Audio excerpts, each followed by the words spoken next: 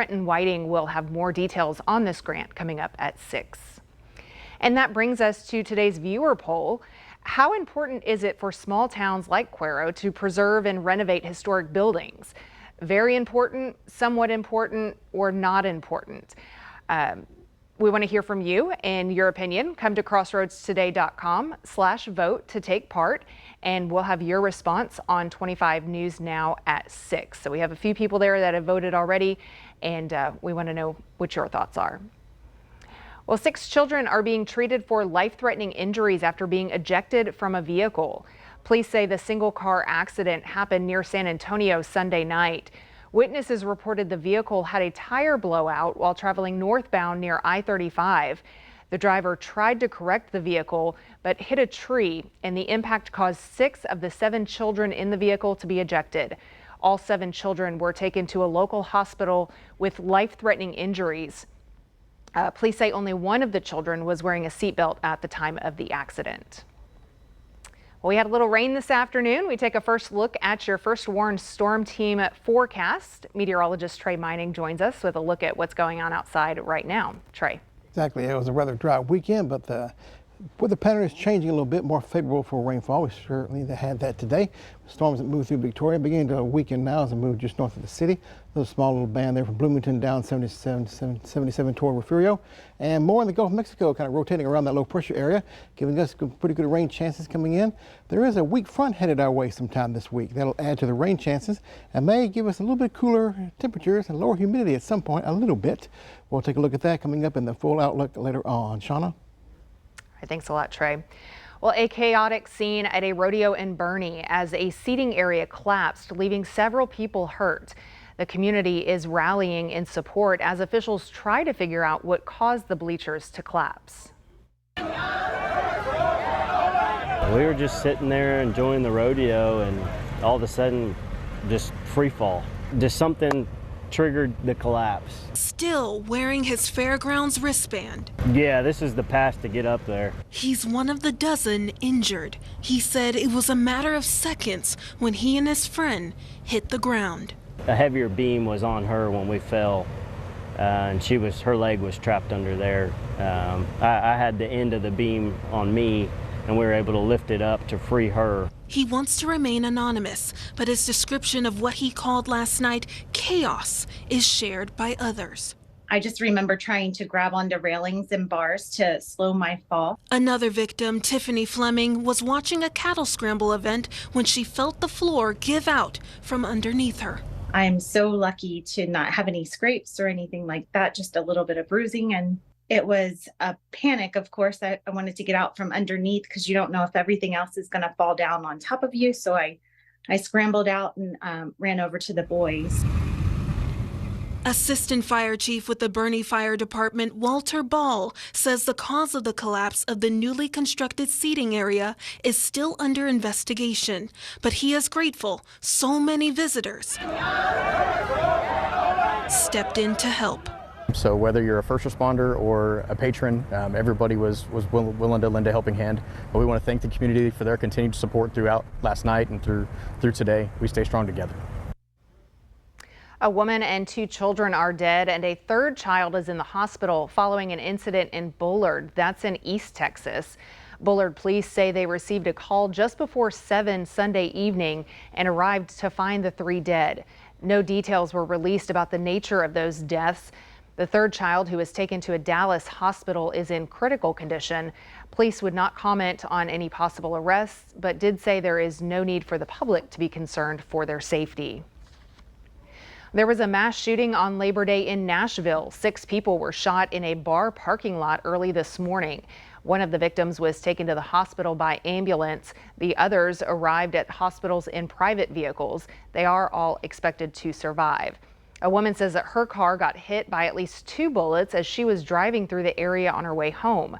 There's no word on what led to the shooting and no information on a suspect or suspects. Well, it's the 9th month of 2024, so September is a perfect time for baby safety awareness. That's a lot. There is a lot that goes into keeping young children safe, and today's Health Minute has what every parent and caregiver should know in honor of Baby Safety Month.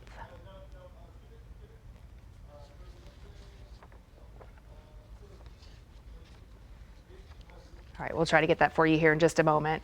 So remember to subscribe to our YouTube channel, Crossroads Today. Hit the like button and click the notification bell so that you'll receive a notification when we add new content to our channel, and you can stay up to date on what's happening. Well, stay with us. Straight ahead on 25 News now at 5, we'll have the latest on more than 10,000 hotel workers across the U.S. who are on strike.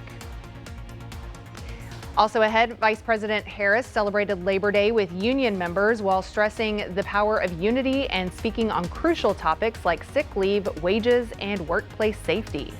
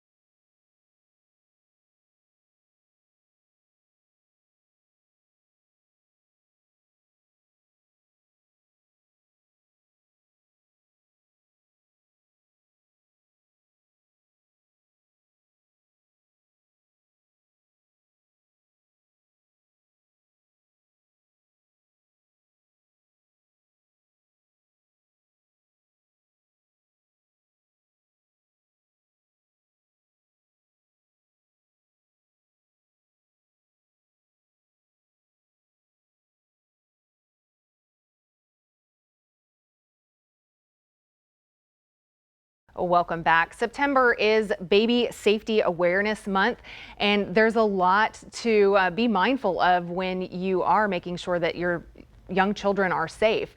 So here's a look at today's Health Minute. Their bodies are still developing. They're dependent on others and lack control over their environment, which is why young children are especially vulnerable. Babies, most of their shots don't start until after 6 months. So in that newborn period, we want to make sure that we are really helping to keep that kind of bubble of safety around the infant when their immune system is really weak. Dr. Keisha Davis with the American Academy of Family Physicians says lessen exposure to germs with 3 cleaning methods at home: cleaning frequently used surfaces with soap and water, sanitizing regularly. Davis says using a cleaning solution or spray can kill most bacteria and viruses, and disinfecting around once or twice every couple weeks with bleach or alcohol. You want to make sure that you go back over it and wipe it down with some soap and water so that they're not accidentally ingesting bleach or one of those other chemicals that you might have used to clean. Davis says to also rid homes of visible hazards that may tempt a toddler or crawling infant. That can be things like electrical outlets, vents where fingers can get stuck, or small items on the floor that can end up in a mouth. She says to also lock up cleaning supplies and cabinets and store potentially dangerous things like laundry pods in a place little hands can't get to. We want to make sure that we're doing the things like washing their hands after they've been out and playing and before they eat, so they're not exposing themselves unnecessarily. For Health Minute, I'm Mandy Gaither. Today is day 2 of a 3-day strike by more than 10,000 hotel workers across the U.S. Among them, nearly 900 workers at 4 Boston hotels. They went on strike Sunday morning, and it comes after their contract expired on Saturday. The union called the strike after months of contract negotiations. The union said 99% of its members voted to authorize the strike in early August. The union is asking for higher pay, reduced workloads, and increased staffing. Things have been going up, but our wages have not gone up. And it's really hard to be in this business and smile and greet the guests when in the back of your mind, you're trying to figure out where your next meal is going to come from or whether you're going to be able to keep your lights on. The broader strike of 10,000 people covers 25 hotels in cities including Honolulu, Seattle, and San Francisco. There's a notable case of billionaire do as I say, not as I do at X. Elon Musk posted an image of what appears to be Vice President Kamala Harris in a red communist uniform. Musk wrote, "Kamala vows to be a communist dictator on day one. Can you believe she wears that outfit?" Harris never wore such clothing. This is a doctored image that violates X's policy against misleading media. This follows former President Trump's recent phony image of Harris on X. Musk's comment seems to respond to Harris's warning that Trump would be a dictator on day one. And Vice President Harris spoke to union members in Detroit on the campaign trail today. Harris celebrated Labor Day with members of unions representing auto workers, educators, and utility workers. The vice president spoke about sick leave, paid leave, wages, safe workplaces, and the power of unity. For generations in Detroit and across our nation, the brothers and sisters of labor have stood together to righteously demand fair pay, better benefits, and safe working conditions. And let me say, every person in our nation has benefited from that work. The rally is Harris's first stop on a busy Labor Day for the campaign. Later this evening, she will hold a rally with President Biden in Pittsburgh. The motorcade escorting Democratic vice presidential nominee and Minnesota Governor Tim Walz to a campaign stop in Milwaukee was involved in an accident today. Walz's vehicle was not involved. Several press vans got into an accident on their way to Walz's appearance at a Milwaukee labor group event.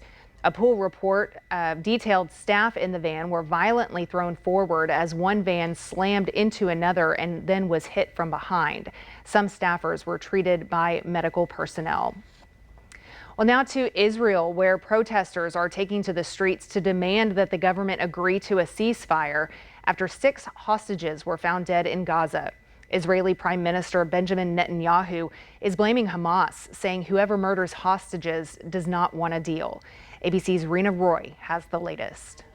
Israeli-American Hirsch Goldberg Poland laid to rest today, his family gathering to say their final goodbyes. Sweet boy, go now on your journey. I hope it's as good as the trips you dreamed about, because finally, my sweet boy, finally, you're free. Goldberg Poland was one of 6 hostages shot and killed by Hamas over the weekend in Gaza, according to Israeli authorities. As a human being, as a father, and as the president of the state of Israel, I want to say how sorry I am. How sorry I am that we didn't protect Hirsch on that dark day. How sorry I am that we failed to bring him home. Protesters taking to the streets in Israel, calling for a ceasefire and demanding the release of the 101 hostages who Israel says are still inside Gaza. Some even breaking through barriers near Prime Minister Benjamin Netanyahu's home. Bring them home! Here at home, demonstrations also taking place in New York City's Central Park. None of this had to happen. No. I would like to call President Biden to tell Prime Minister Netanyahu, do not delay the deal. President Biden and Vice President Harris briefed in the Situation Room after the hostages were killed. Biden says Netanyahu isn't doing enough and he's very close to presenting a final hostage deal to both sides. We're not giving up. We're going to continue to push as hard as we can. In Gaza City, at least 3 people killed in an Israeli strike on a car today. The Hamas-run health ministry saying 48 Palestinians have been killed and at least 70 injured in IDF operations in the past day alone. Netanyahu blames Hamas for failing to agree to a ceasefire deal. Meanwhile, the head of Hamas's negotiation team says the hostages could have been brought back alive, claiming Netanyahu is the reason for their deaths. Rena Roy, ABC News, New York. State Representative Shawna, a Houston Democrat who was defeated in her primary earlier this year, announced that she is switching to the Republican Party. To read this full Texas Tribune article, come to our website, crossroadstoday.com. Even though we had good rainfall in the area today, temperatures were still on the warm side in the upper 80s to low to mid 80s from Victoria northward. Hot day again tomorrow. More rain in the forecast for tomorrow. Yes, we'll talk about that. And sunshine returning at some point. We'll let you know coming up in your forecast.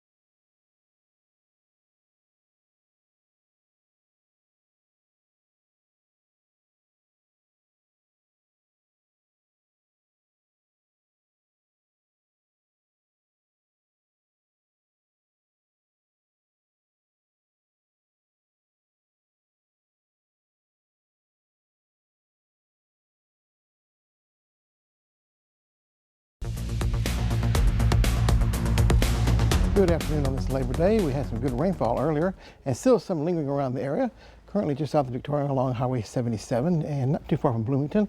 Storms earlier in Victoria moving to the north and beginning to fade away now. Some more areas of storms near Pettis Pony area down to Beeville and down to about Refugio or so.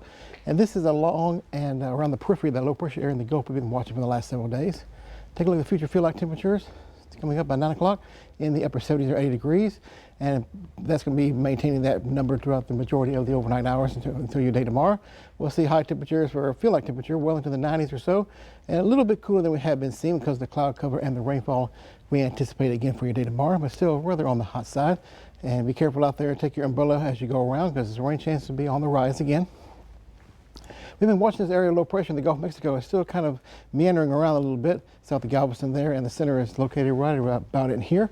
And it's been trying to organize, but hadn't been successful. It doesn't have any hope of organizing according to the National Hurricane Center, but it's still going to be a good moisture source, and already is beginning to do that. As the low pressure area is moving further to the south and west, will be on the eastern side of that low. That's the more wetter side, bringing in the moisture off the Gulf of Mexico and keeping us on the rainy condition side for the next couple of days. That's why we had the rain today. Not so much that we had yesterday, but more was today, and we anticipate more as we go into the next several days. Front to the north will begin to move southward as well. That also will be a trigger mechanism for rain showers and storms for our forecast area, and looks like it'll be pretty good amounts at that. And looking at the rainfall anticipated going from now all the way to about Thursday or so. The best chances are along the coast, you see there, anywhere from 4 to 5 inches likely from about Port Lavaca southward to about Seadrift or so to Refugio, and points to east from there.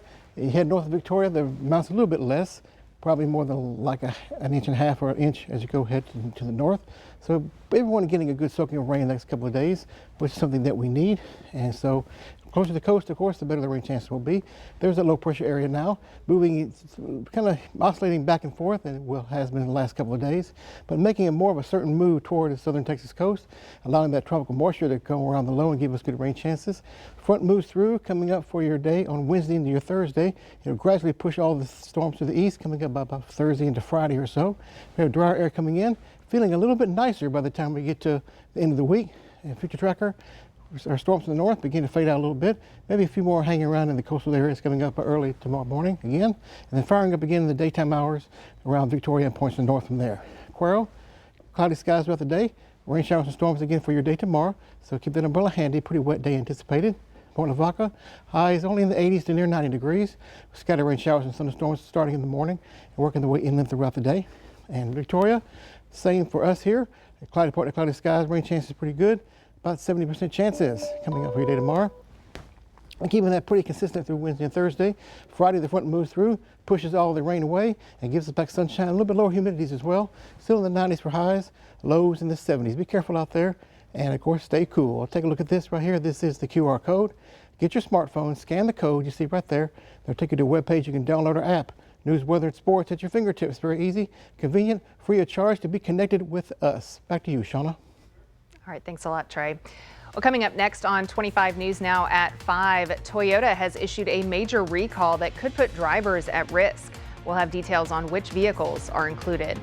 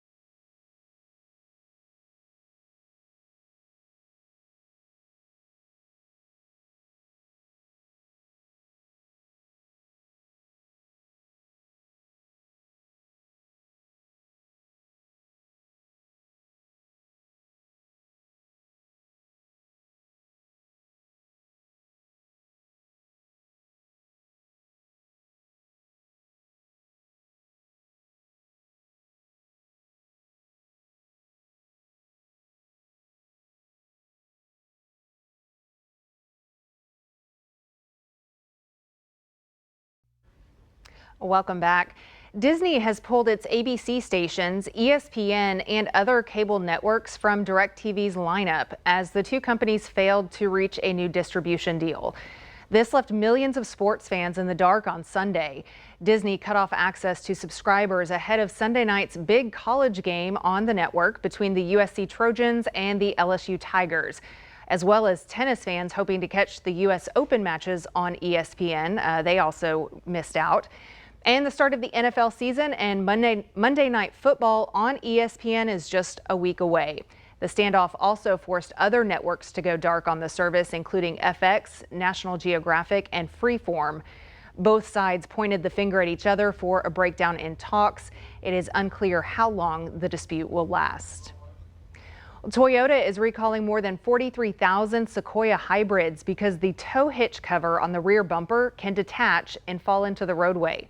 The National Highway Traffic Safety Administration said the covers could then become road hazards and increase the risk of crashes. The recalled vehicles include the 2023 and 2024 model years. Dealers will fix the issue free of charge. A Seattle company is reviving a NASA concept with Radian 1, a space plane designed as a cost-effective rocket alternative. Launched by a rocket-powered sled on a 2-mile rail, it flies into orbit under its own power, carrying up to 5 astronauts. Reusable up to 100 times, it can launch satellites, conduct surveillance, and service space stations.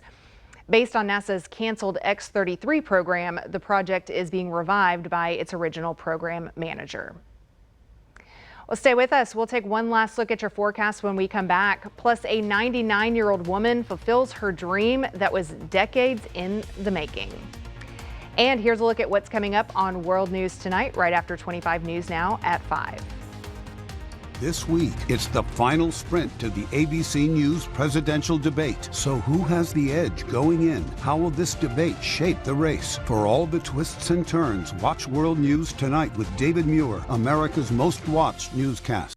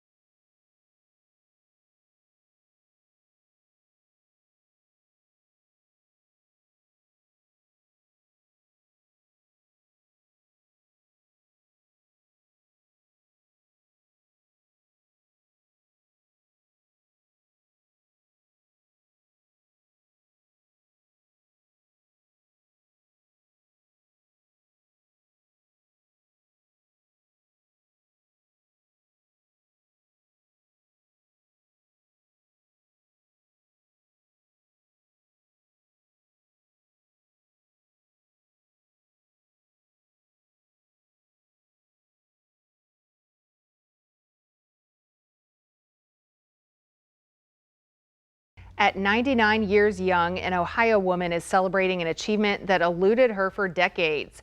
Georgia McGarry had to quit high school in 1944 to help her family during World War II.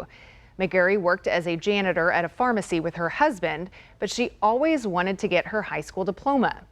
Well, that dream became reality last week when the Board of Education in the Switzerland of Ohio School District held a special meeting and presented McGarry with her diploma. So pretty, yes. Very nice, very inspiring. It's never too late. It never is, whether it's your high school diploma, college degree, whatever it may be. Exactly. If you have a dream, I say go for it. I tell you what. That's right. We're dreaming about some rainfall, and it's certainly coming true now with some rain around the Victoria area, points to the north a little bit more. They'll be repeating again for your day tomorrow. 70% chances for your day on Tuesday. Like today, fairly widespread. Slowly but surely reducing the rain chances Wednesday and Thursday into your Friday. Then a front comes through, pushes all the clouds and the precipitation away, and it leaves a little bit lower humidity coming up by next weekend coming up, so it should feel really nice by then. Temperatures a little bit warmer in the daytime with lows in the lower 70s by then. Carry umbrella tomorrow. Some brief heavy rain possible in some areas, but outside of that, try your best to stay cool. It's going to be the main weather issue. I'll say those 80s are a little deceiving because you think it's going to be cooler, but then with the humidity and all of that. Exactly. It's kind of still kind of you steamy. lose a little bit and you gain a little bit, so it's kind of remaining even. It'll be hotter toward the weekend, but the humidity level will be lower, especially at night. It'll feel a little bit cooler. That'll be nice Coming for up Battle Saturday, of the Sunday. Boot Friday night. Exactly. Yeah, so looking forward to that.